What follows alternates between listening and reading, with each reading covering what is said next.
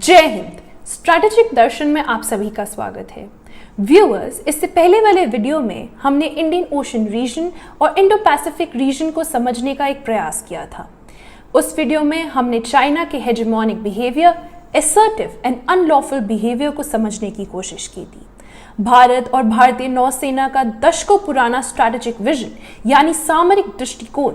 दूरदर्शिता और भारतीय नौसेना का मालाबार एक्सरसाइज ही क्वाड के बनने का आधार है, जो कि चाइना की दादागिरी, हेजेमोनिक बिहेवियर, इंडो पैसिफिक इलाकों में चाइना को चेकमेट और काउंटर बैलेंस कर रहा है और करेगा। आइए इसके बारे में विस्तार से हम देश के जाने माने स्ट्रैटेजिक एक्सपर्ट मेजर जनरल के सिन्हा से जानने और समझने की कोशिश करते हैं।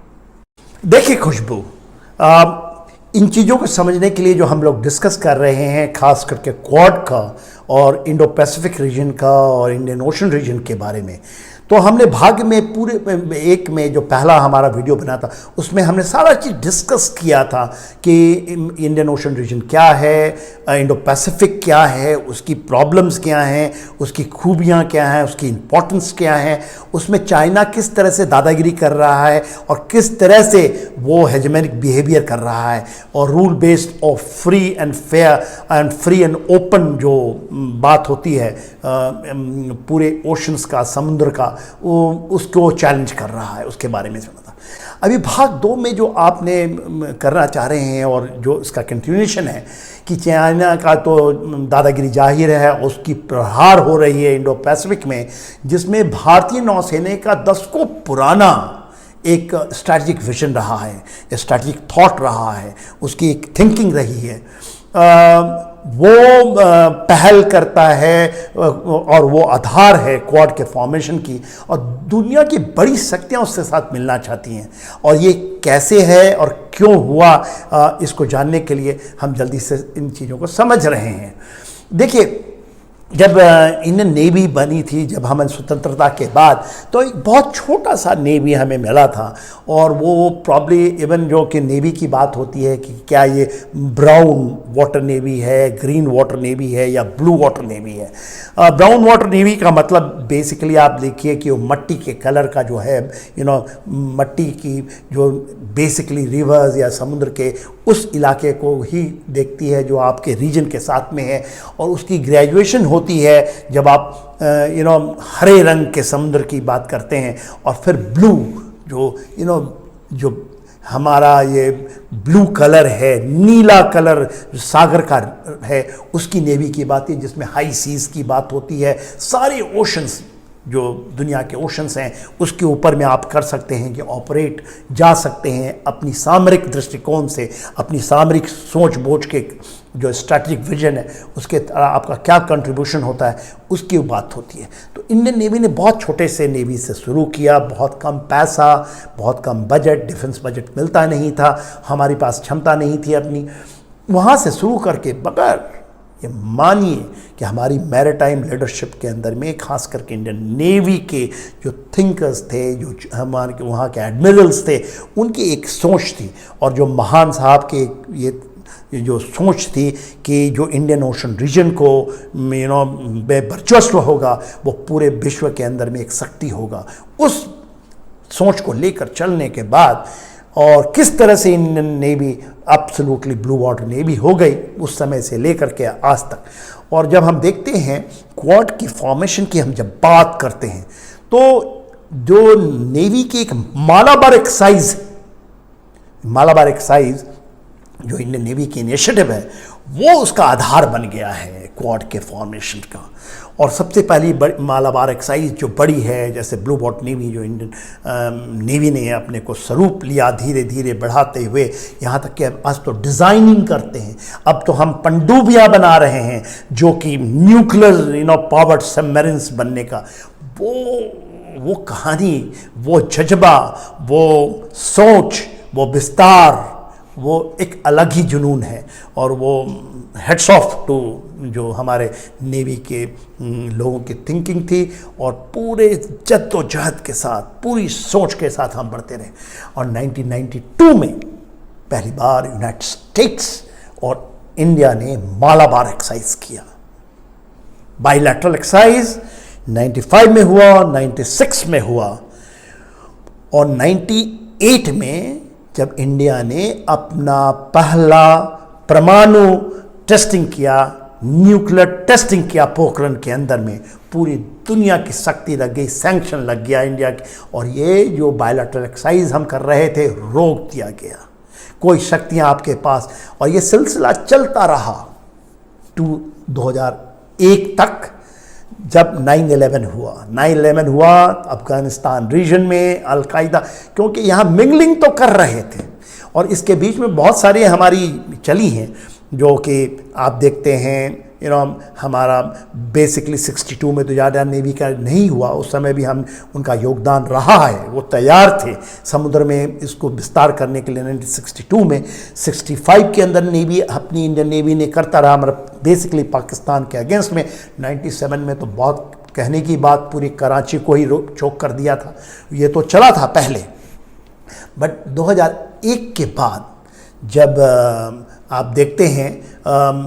फिर से इसको शुरू किया जाता है, यूनाइटेड स्टेट्स को समझ में आती है और फिर से ये जो मालाबार एक्सरसाइज है चल पड़ती है 2003, 4, 5 और 6 में। 2007, उसके पहले 2004 का समय बहुत इम्पोर्टेंट, क्योंकि सुनामी आई थी और सुनामी में जब आया तो शिंजो आबे होते थे जापान के, उन्होंने एक बड़ी अच्छी सोच दी और क्वाड का पहला बार, क्वाड्रिलैटरल 4 देशों का मैरिटाइम सिक्योरिटी की बात उस समय 2004 में किया था, और उसकी पहली बार 2007 में जब India, United states of America, Japan और ऑस्ट्रेलिया ने मिल करके जो ये क्वाड की पहली बार एक्सरसाइज हुई थी, और ये भी 2 जगहों में हुई थी, एक तो इंडियन ओशन रीजन के अंदर में, और पहली बार इंडियन नेवी निकल के चली गई थी जापान के उनके जो टापुओं के ऊपर में, वहाँ पर ये एक्सरसाइज 2 भाग में हुआ था 2007 में।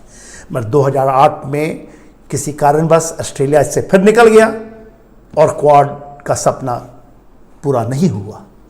और ये सिलसिला चलता रहा। और फिर 2000 उसमें quadrilateral exercise, visit of various जो कहते हैं हमारी जो शिप हैं जब वो जाते हैं दूसरे पोर्ट ऑफ हार्बर में जाके वो करते हैं, ये इन नेवी की जद्दोजहद उनका जोर चलता रहा और वो लीड लेते रहे, भले ही कम शिप हो मगर वो चाइना से आगे ब्लू वाटर थिंकिंग में, उस रीच में वो उन चीज़ों को करने के लिए, और ये चीज़ें हमारे लीडरशिप को भी साथ लेते लेते चले गए और सबको समझ में आ रहा है कि यदि जो एक्ट इंडिया पॉलिसी, इसी बीच में एक सागर करके जिसकी बात मैं बाद में करूंगा, जो प्राइम मिनिस्टर का विजन 2015 में आया, सागर क्या है, उनकी विजन क्या है, उसके बारे में मैं थोड़ी देर बाद में बताने की चेष्टा करता हूं। मगर ये 18-19 में चला और 2017 में, क्योंकि आपको पता होगा 2015 में पहली बार सी जिनपिंग साहब चाइना के विस्तारवाद की एक नई रेखा ही खींच दी। उन्होंने 2015 में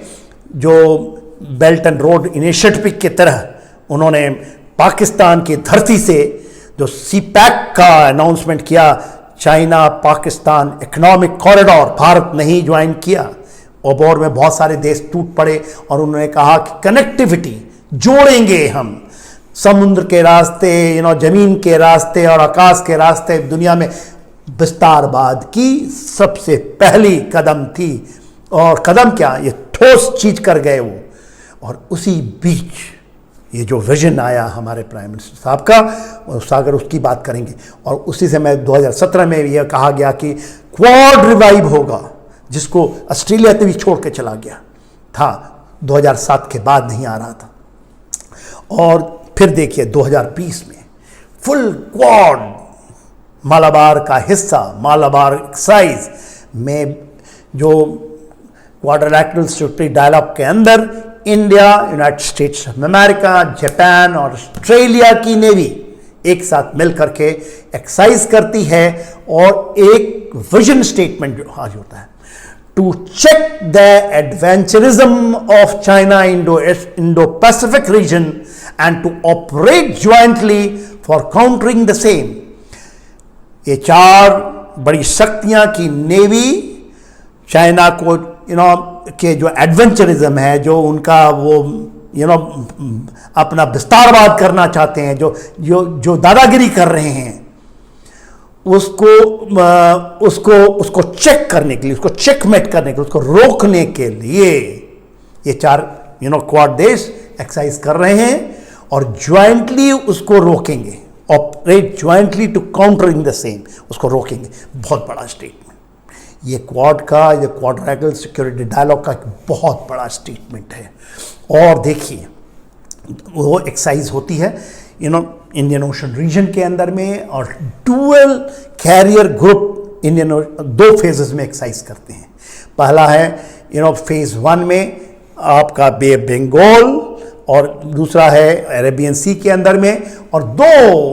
दो ग्रुप जो होती हैं, जो एक है विक्रमादित्य कैरियर बैटल ग्रुप जो हमारी एयरक्राफ्ट कैरियर है, और दूसरा एयरक्राफ्ट कैरियर यूएसएस निमित्ज का जो स्ट्राइक ग्रुप उसके साथ उनका गठन होता है। और ये दोनों कैरियर बैटल ग्रुप और स्ट्राइक ग्रुप मिल करके दोनों जो पेनिनसुलर भारत है उसकी दोनों तरफ वही एक्सरसाइज है। तो बहुत बड़ा मैसेजिंग, और ये मैसेजिंग उस समय हुआ है जब चाइना कर रहा था ईस्टर्न लद्दाख में, और ये नेवी उसको चोक करने के लिए जो मलाखा का डिलेमा है, साउथ चाइना सी का डिलेमा है, जो वो विस्तारवाद करता है, जो स्ट्रिंग ऑफ पर्ल्स डेवलप कर रहा था भारत को चोक करने के लिए, उसके जवाबी पलट ये चीज़ें जमीन पर खास तौर पे ठोस कदम लिया गया। आगे देखिए, मार्च 2021 में पहला वर्चुअल क्वाड मीटिंग होता है। चारों देश के Bharat, United states America, Australia और जापान मिल करके एक वर्चुअल मीटिंग, उसके पहले foreign minister and defence minister in चारों के जो क्वाड नेशंस के वो उसकी रूपरेखा तैयार करते हैं। रूपरेखा केवल नहीं कि ये सिक्योरिटी का है, और इसकी बहुत बड़ा विस्तार है, क्योंकि क्वाड प्लस की जब बात होती है एशियन कंट्रीज ज्वाइन करें, उसके अंदर में दूसरे ग्लोबल पावर ज्वाइन करें, वो अभी आज के दिन में क्वाड तो केवल 4 देशों का जो संगठन है। और देखिए जो उन्होंने बात की और ये चीज़ खुलकर आई पूरी दुनिया के अंदर में, शायद चाइना के तो कान खड़े हो गए, खलबली मच गई। Free and open Indian Pacific, maritime security माने मैरिटाइम का सिक्योरिटी, साइबर का सिक्योरिटी के बारे में, काउंटर टेररिज्म जो टेररिज्म करते हैं ना, आतंकवाद, उसका भी, इंफ्रास्ट्रक्चर की बात हुई और उसके डेवलपमेंट की, ये इस रीजन के अंदर में पूरा कनेक्टिविटी, जो ओबोर जो belt and road initiative China का है उसको काउंटर के लिए कनेक्टिविटी, सप्लाई चेन लॉजिस्टिक की बात, पूरे इलाके में सप्लाई चेन, और भी पूरे विश्व के अंदर में कैसे सप्लाई, खास करके रेयर अर्थ मेटल के ऊपर में कैसे काम होगा, क्रिटिकल एंड इमर्जिंग टेक्नोलॉजी जो है विश्व के अंदर में कैसे इसका एक दूसरे के इसको दिया जाएगा, कैसे इसकी यूज होगी, कैसे मिलेगा, इसके ऊपर में इसका हुआ। ह्यूमैनिटेरियन एड्स एंड असिस्टेंस के बारे में इसको जोड़ा गया। डिजास्टर रिलीफ, कहीं जैसे सुनामी में 2004 में जब इसकी बात की हुई थी, क्वाड की संजोबाब सामने किया था, तो यदि डिजास्टर रिलीफ होता है, चाहे वो सुनामी हो या और दूसरे तरह की कोई त्रासदी आती है, तो उसमें कैसे काम होगा। क्वाड वैक्सीन पार्टनरशिप की बात हो गई, इसमें हायर एजुकेशन तक की बात हो गई। हाँ, इसके अंदर में हायर एजुकेशन कैसे होगा, आदान प्रदान इस रीजन में कैसे होगा, और ये 4 देश कैसे करेंगे। क्लाइमेट चेंज जो इस सेंचुरी का सबसे अहम मुद्दा है, उसके ऊपर में भी बातचीत हुई है। तो और उसकी रूपरेखा खींची गई, और हम जब बात करेंगे कि क्वाड का भी मीटिंग होने है 24 तारीख को, जो पूरा पहला एक बार चारों नेता मिलकर के बैठ करेंगे, तो ख्याल है कि ये केवल उसके पहले आप देखिए अगस्त सितंबर में इंडिया का देखिए वो सामरिक दृष्टिकोण और उसका वो मालाबार एक्सरसाइज कर रहा है, और इतना प्रलॉन्ग मालाबार एक्सरसाइज 2 महीने का कभी नहीं हुआ। इंडियन नेवी के 4 शिप्स जो वॉरशिप्स हैं, guided missile destroyers, guided missile frigate, उसके anti submarine corvettes, guided missile corvette जिसमें रणविजय, सिवाल लेक, कदामत और कोरा जो इंडियन नेवल शिप्स हैं ये भाग ले रहे हैं। यूनाइटेड स्टेट्स अमेरिका के लिए क्वाड का जब हम बात करते हैं, 3 शिप, उनके एयरक्राफ्ट, मैरीटाइम एयरक्राफ्ट, जापान के 2 जहाज, जंगी बेड़े, उनके एयरक्राफ्ट, सबमरीन भी यूज हो रहा है, और स्पेशल फोर्सेस।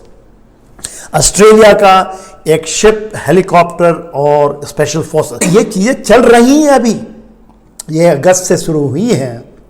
और सितंबर में भी चल रही हैं, और ये चीज़ें अभी ज़मीन पे हो रही हैं, जबकि क्वाड के मीटिंग हो रही है। और आप देखिए इंडो पैसिफिक के अलावा जो रीजन है, अफ़गानिस्तान और पाकिस्तान रीजन में किस तरह से चेंजेस बेसिकली अफ़गानिस्तान में हो रहा है। और इसके अलावा जो इंडियन नेवी है वो बायलैटरल एक्सरसाइज भी कर रही है, मालाबार एक्सरसाइजेस वियतनाम के साथ में, सिंगापुर के साथ में, इंडोनेशिया के साथ में, फिलीपींस के साथ में, और क्वाड नेशन का ग्वाम जो आप देख रहे हैं, यूनाइटेड स्टेट्स का जो पैसिफिक में बेस है वहाँ पर कर रही है। ये तो चल रहा है। सबसे इम्पॉर्टेंट चीज़ होती है कि जब हमारे अभी हम क्वाड नेशंस के अंदर में हमारे प्रधानमंत्री जी आज ही 22 तारीख के दिन आज निकल गए हैं यूनाइटेड स्टेट्स अमेरिका के लिए, जहां पर यूनाइटेड जनरल असेंबली को भी संबोधित करेंगे। अब पूरे लोग सुनना चाहते हैं, खास करके जो एससीओ के बाद जिस तरह से भारत उभर के आया और पूरे विश्व उसको फॉलो कर रहा है, वहाँ पर जो बातें हुई हैं, खास करके वो तो हमने आपको पहले ही बताया है, उसका भी एक हम आपको समझाने के लिए कि क्या है एससीओ का और कैसे भारत ने लीड ले लिया पूरा इंडो पैसिफिक में, उसकी भी बात हम करेंगे आने वाले समय में, और आप इसकी वीडियो देखेंगे। जो सबसे इम्पॉर्टेंट चीज़ है, जो हमारे प्रधानमंत्री का एक विजन है, उन्होंने सागर नाम दिया, Sagar, security and growth for all in the region, ये एक्रोनियम है सागर में। खास करके 4 बातें बहुत इंपॉर्टेंट हैं। Free and independent Indo Pacific for all, freedom of navigation, rule based, economic and connectivity, ये 4 बातें उन्होंने इस चीज में कही है, और इसको हर एक फोरम में वो रखते हैं। यूनाइटेड नेशन के फोरम में भी रखा है, और यूनाइटेड नेशंस के फोरम में फिर शायद, मुझे ऐसा लगता है, वो हम 25 तारीख को देखेंगे कि इसको भी शायद वो दोहराएं। क्वाड में तो 100% जो 24 सितंबर को हो रही है क्वाड लीडर की समिट, उसमें बातचीत होगा। एक और विषय है जिसके ऊपर भी पूरा विश्व क्यों देख रहा है, क्वाड प्लस की बात होती है। क्या एशियन कंट्री जो 10 नेशंस हैं एशियन, जो इस बेसिकली इस रीजन में वो वेरी इंपॉर्टेंट है फॉर काउंटरिंग चाइना, क्या उनको भी इसमें मौका मिलेगा? क्या और दूसरे देश भी क्वाड में आएंगे? जो एक all of a surprise I है, ऑकस की बात होती है, ऑस्ट्रेलिया, यूनाइटेड किंगडम और यूनाइटेड स्टेट्स जो 15 सितंबर को फॉर्मेशन हुआ है, वो कैसे अफेक्ट करेगा, इसके बारे में भी हम आपसे बातचीत करेंगे। धन्यवाद मेजर जनरल के सिन्हा। व्यूअर्स, इससे पहले वाले वीडियो में हमने इंडियन ओशन रीजन और इंडो पैसिफिक रीजन को विस्तार से मेजर जनरल के सिन्हा द्वारा समझने की कोशिश की थी। उस वीडियो का लिंक हमारे डिस्क्रिप्शन बॉक्स में दिया गया है, उसको देखने के लिए उस लिंक पे क्लिक कीजिएगा। और प्लीज स्ट्रैटेजिक दर्शन को सब्सक्राइब कीजिए ऐसे और सच वीडियोस फ्यूचर में देखने के लिए। धन्यवाद।